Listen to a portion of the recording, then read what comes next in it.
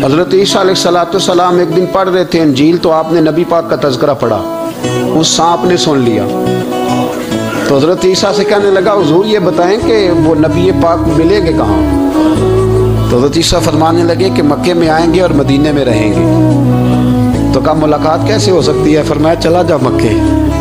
تو وہ سانپ 600 سال غار ثور میں، اس نے 70 جگہ پہ سوراخ کیے۔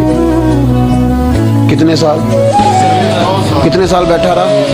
بول کے بتائیے۔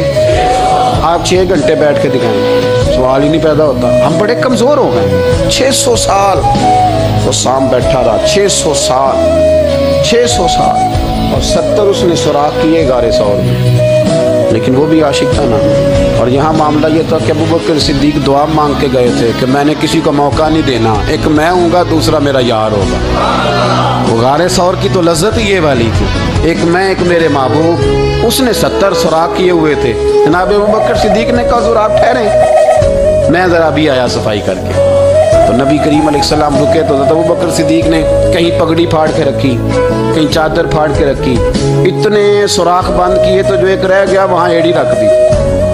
تو اب وہ سانپ بھی شکوہ کرنے لگا کہ یار تو بھی کوئی نرالا ہی عاشق ہے کہ میں نے تو کسر ہی کوئی نہیں چھوڑی تھی، 70 سوراخ کیے تھے اور تو نے بھی کمال ہی کر دی ہے، یہ سارے ہی بند کر دیے، جو بچ گیا اس پہ ایڑی رکھ دی۔ اس نے پتہ نہیں کتنے ڈنگ مارے۔ سانپ کا جب ڈنگ لگتا ہے تو وجود میں بہت زیادہ گرمی پیدا ہوتی ہے، گرمی۔ حضرت ابوبکر صدیق کے بارے میں ہمارے شارحین نے لکھا روئے نہیں، وجود اتنا گرم ہوا کہ آنسو ٹپک پڑے۔ نبی کریم صلی اللہ علیہ وسلم نے فرمایا ہٹا نا ذرا پیر، پھر انہوں نے ہٹایا تو میرے مصطفیٰ میں لعاب دہن لگایا۔ مولانا معین الواعظ کاشفی رحمۃ اللہ علیہ فرماتے ہیں کہ جب انہوں نے قدم ہٹایا نا تو پھر وہ سانپ باہر نکلا، اپنا سر نکالا اور کھڑا ہو کے حضور کا دیدار کرنے لگا۔ تو نبی کریم نے فرمایا تیرا کام ہو گیا، اب تو جا، مجھے اور ابو بکر کو رہنے دے۔ وہ نکل گیا۔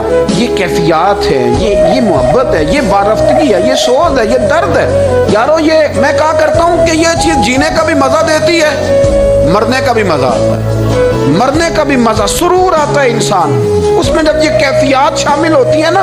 رنگ اور ہوتا ہے، درد اور ہوتا ہے، ذائقہ اور ہوتا ہے، کیفیت اور ہوتی ہے، پھر کوئی شوق نہیں رہتا اعلیٰ کپڑوں کا، بڑی گاڑی کا، لمبے چوڑے معاملات کا۔ پھر تو انسان ڈھونڈتا پھرتا ہے کوئی مجھے محبوب کی بات سنائے، کوئی اس کی شان میں کوئی شعر سنائے، کوئی اس کا ذکر سنائے، کوئی مل جائے نا کبھی کہ میرے تار چھیڑ دے، کوئی ملے، کوئی بات کرے، کوئی ذکر کرے۔